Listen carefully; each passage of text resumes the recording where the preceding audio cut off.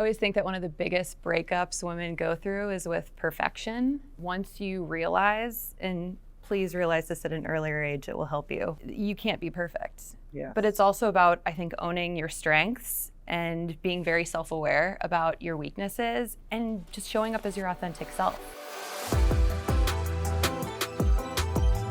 Today we're meeting with some wonderful women who work for the Chicago Bears, and I am lucky enough to moderate this panel. My name is Sheila Oliver, and I'm the Senior Vice President and General Manager of Fox 32 here in Chicago. We'd like to just get started and everybody introduce themselves. My name is Rebecca Reed. I'm a suite sales manager here with the Chicago Bears. I always like to say that I'm connecting people with memorable experiences, and been with the Bears. I'm going into my 8th season. Tanya Dreesen. This is my 2nd season with the Chicago Bears. My role here is Chief of Staff and SVP of Global Affairs and Strategy. What does that mean? It means that I help support Kevin Warren and this leadership team.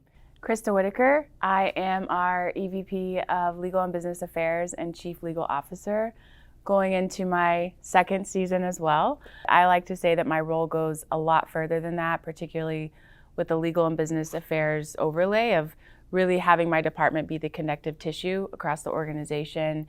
I am Kate Racco.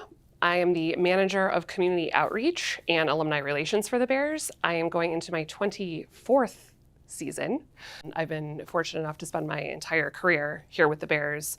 My primary role is to work with all of the departments in the Bears and engage our current and former players with anything that we are doing off of the field.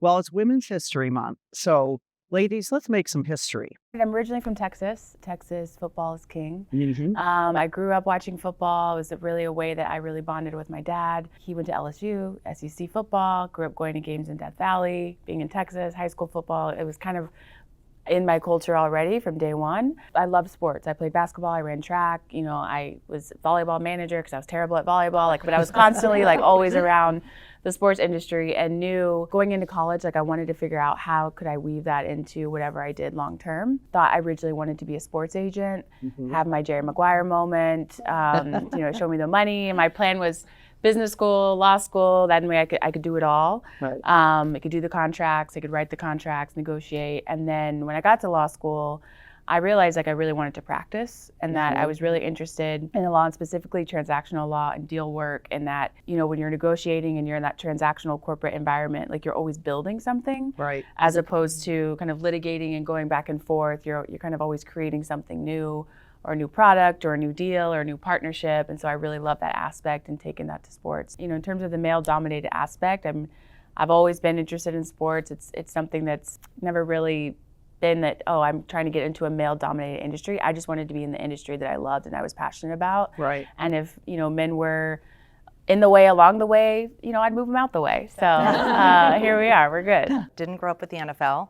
And so we grew up thinking the NHL is the religion. That's the next religion. I started out in media in Toronto, where in Toronto there's 5 daily newspapers. Newspapers are king. What I loved about it was the power of print and the power of that headline and that front page and how it would connect a community. Did that for about 15 years between Canada and here in the US. All at the same time sponsoring sports teams, all different leagues. It got me familiar with the power of sports in a marketplace, similar to a daily newspaper. On the print side and online, with newspaper and sponsoring teams, I fell in love with the ability or the potential to work for a team and be able to impact the community again. And that's why on game days, it's our favorite time. You walk into that stadium, everybody in that stadium has a renewed hope. Mm-hmm. We are all there, united, and we have a renewed hope for another win. It was about 15 years into print, to answer your question in a long-winded way, that I had decided about 15 years after being in print that I wanted to be on the team side.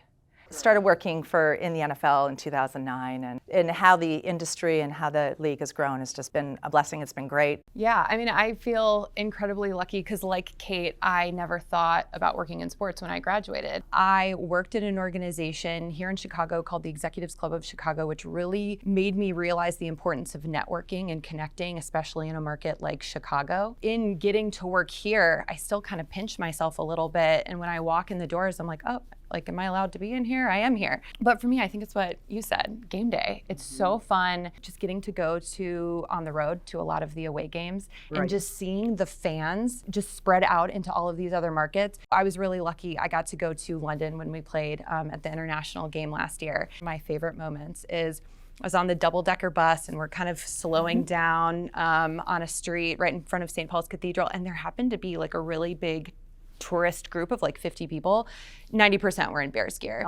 And one of them saw my Bears hat and started chanting, and then I started chanting, and this huge Bears chant erupted, and I just thought to myself, like, we're in London. Right. And I know you guys were there. You could not walk a block without seeing 10 to 15 people in Bears gear. You had to have someone that sparked your interest and, maybe a woman who mentored you and said, go get them, let's do this. I think, again, I was so fortunate not knowing the corporate landscape, being 23, moving to Chicago and working in an organization like the Executives Club. It was all about mentorship. It's all about connection. And so for me, it was about how can I diversify my board of directors, whether that's from their experiences, age, industry, just so I can hit a lot of different things. Because again, you don't know what you don't know. And then the one thing that was really helpful to me is finding those people kind of outside of my law firm or my professional practice where I could ask questions and really think about what should I be being exposed to? What should I get involved with? What do I need to make sure that I learn so that I can be in your position one day? That was one thing that was really fun at the law firm too. Is one of my former mentors was in a different practice group than me, but I would teach him like social media slang, make sure he was in the know with his kids. In return, I was, asking questions about navigating my practice group in my area. And Totally. yeah. But I think it's that, your mentors, they all look different, and it's I think as a mentee, it's really important for me and was to like, what else am I bringing to the relationship, right? Yeah. I think to really have a good mentor-mentee relationship, a lot of times people just want to teach someone or they want to pass on the knowledge that they've learned. Being curious and asking questions and, really being interested in what you can learn from that person, you got to look at the total picture. So talk about confidence, Tanya. Tell me what it looks like for you. I'll give my interpretation of it from two angles. One, internally. I think confidence could also be described as self-awareness. You are self-aware enough to know how the room is responding to you. So you know when to stop talking. You know when to give thanks. You know when to ask a question. That self-awareness in the room, I think, is a sign of confidence. Then maybe what I look for in other people and how does it show up and how I want our son and our daughter to show it, or how I hope that I do in a boardroom. It's patience, letting somebody finish their thought. Confidence also shows up in your compliments of somebody else and how you celebrate them. And that is contagious, by the way, because I guarantee you, if you celebrate somebody, I guarantee you they're going to celebrate somebody else that day. And then the other piece of confidence is being able to say, I'm not totally sure. Yes. Right? Were you thinking that? Yes. Yeah. Because you would do that because you have confidence. Yes. Like I don't know, but I'm curious about that too. Or let me find out. I always think that one of the biggest breakups women go through is with perfection. Once you realize, and please realize this at an earlier age, it will help you. You can't be perfect. Yeah. But it's also about, I think, owning your strengths and being very self-aware about your weaknesses and just showing up as your authentic self. We have come quite a long way. We still have a long way to go. But this is an example of an organization that does celebrate women and celebrates the strength of women without dismissing strength of men, but working together, and that it's balanced. Sheila, you made me think of something when you're talking about your daughter, and because you have been so successful in your career, and that can sometimes actually be intimidating for our kids. Yes. And with social media looking so perfect, is and I've been more conscious of this recently, is acknowledging our own mistakes. Yes. Because you don't see that many places. They're not seeing that many places. And so also successful mothers need to show, we make mistakes too. Yes. How are their work cultures supporting them wanting to continue to grow, but also they have responsibilities in a family that they want to be a part of. Right. My confidence a lot of times comes from my work ethic. I'm probably not the smartest in the room. I'm not the most experienced in the room. There's all these, areas where people are going to be better than me in some area, but I know that I'm going to come prepared. I'm going to, outwork everyone I possibly can because I'm outworking myself, right? I'm competing against myself constantly. I know that I'm working hard. I'm putting in the hours. I'm doing what I need to do to get to the right answer. My answer can't be wrong. So if I don't know, I need to say I don't know and, and be confident that like I will figure it out. I will come back with the right answer to help guide you to, make sure that we can move to the next step. I show up in a room and I know that I've prepared. I've done my work, I've done everything I need to do to show up and to do my job. I have to be confident. Like I've done all that I can do. I'm falling short. That just means there's more to learn. Right. And that's an opportunity.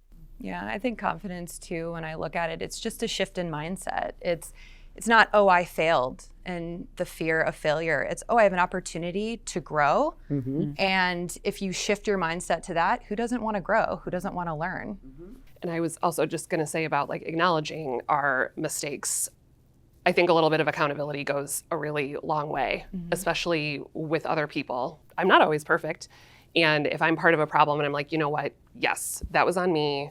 Next time I can do this better. Maybe I'll look at it from this way. Transparency is underrated, right? Yes. It is. How have you gotten through struggles in your career? This may not look exactly what you want. So things like that. And then just with challenges, like in my career, I've been here for 23 years. I'm going on to my 24th season. I've certainly like faced plenty of them, and that's how I ended up in law school. I had hit a plateau here, and it's like, okay, I don't think that this is probably going to be where I'm at long term. It might be time to reevaluate. Wow. I'd always been interested in going back to law school. I went and did it, and then things like shifted in here where it ended up being a good fit that I was able to continue my career for, With a new skill set. with a new skill set. Thank you. Yes. Wow, that's great. So I do think it's important to go back and reevaluate and look at your goals, because maybe what you wanted 5 years ago isn't what you want now, and that's okay. It doesn't matter who you told, or if you think you're going to let someone down, like, so what? Things change, and maybe your priorities have shifted or things like that. So just always like going back and knowing you have a choice. You can add other tools to your toolkit to make yourself more valuable, either to the Bears or maybe to someone else, if that's what it is.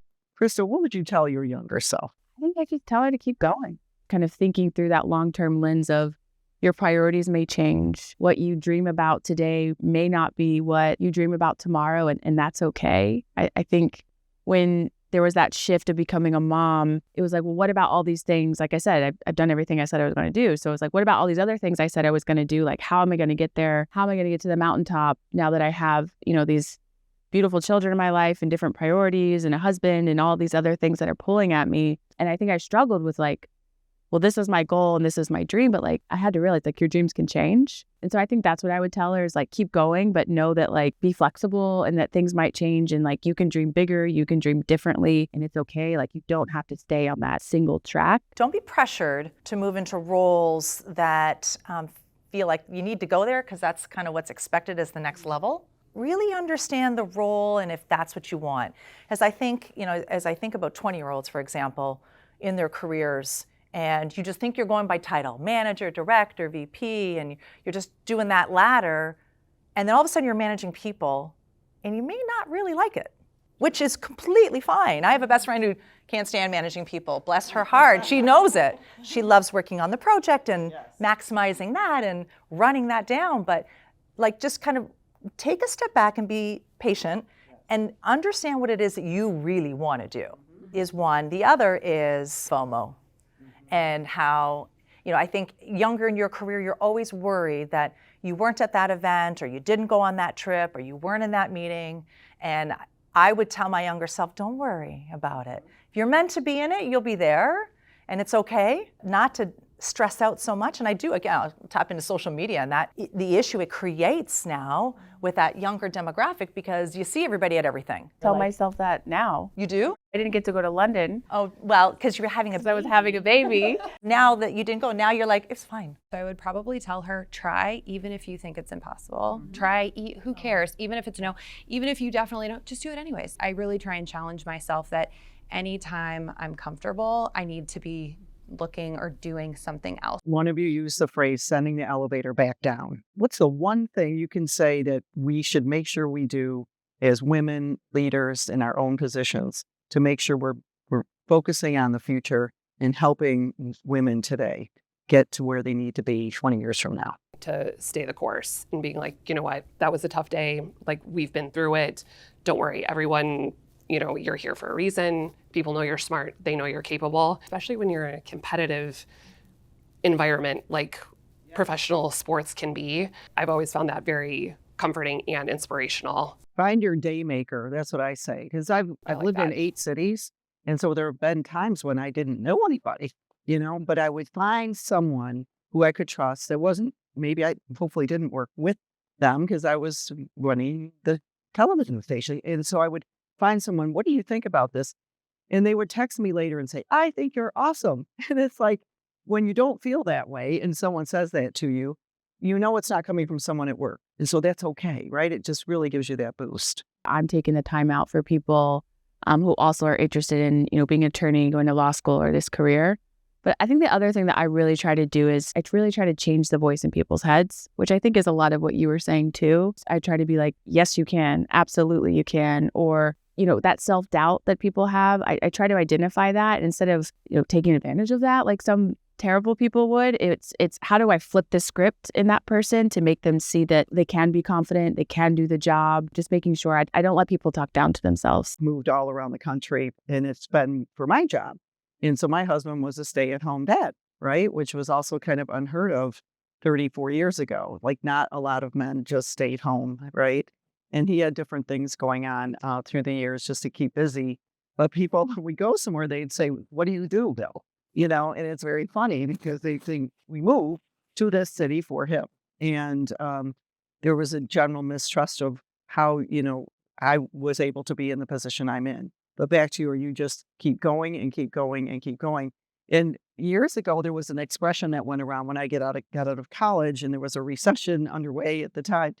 And they said, oh, you know, just make sure you don't end up with a checkerboard career. And I've thought about that since then. And you could say that in many respects, mine was that way because I had to shift for different reasons, which, you know, some of them were not positive. They were difficult. And I look back on it and I think it made me who I am today. One thing my father always told me growing up was find your voice. Sure. You know, I think that is something that has really been my North Star in friendships, family, career, school, advocating for myself, just finding your voice. But to Tanya's earlier point, being self-aware of how that voice reverberates and how that voice is perceived and what is the message that you are sending or communicating and how are people, you know, receiving that. So it's one thing to have your voice and be boisterous and, you know, say all the things that you need and try to command a room.